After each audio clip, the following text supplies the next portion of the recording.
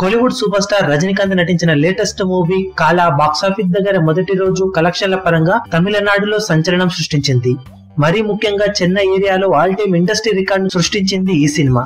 ఇది వరకు అక్కడ మొదటి రోజు చెన్నై ఏరియాకు గాను మెర్సెల్ సినిమా 1.52 కోట్ల గ్రాస్ ను మొదటి రోజు అందుకోగా, కాలా సినిమా లిమిటెడ్ రిలీజ్ తోనే ఏకంగా 1.76 కోట్ల గ్రాస్ ను అక్కడ అందుకొని సెన్సేషనల్ ఇండస్ట్రీ రికార్డ్ ను నమోదు చేసింది. మిగిలిన ఏరియాల కలెక్షన్స్ ఇంకా తెలియాల్సి ఉండగా, 2 తెలుగు రాష్ట్రాలలో ఈ సినిమా యావరేజ్ కలెక్షన్లతోనే రోజును ముగించింది అని తెలుస్తుంది.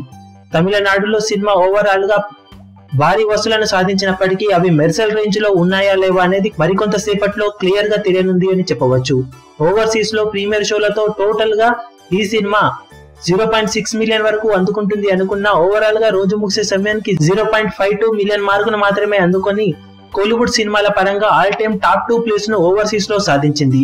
కబాలి సినిమా 1.92 మిలియన్ మార్క్ తో ఆల్ టైమ్ టాప్ 1 ప్లేస్ లో ఉండగా, కాలా సినిమా 2వ ప్లేస్ లోను, లింగా సినిమా 0.4 మిలియన్ మార్క్ తో 3వ ప్లేస్ లోనూ ఉంది.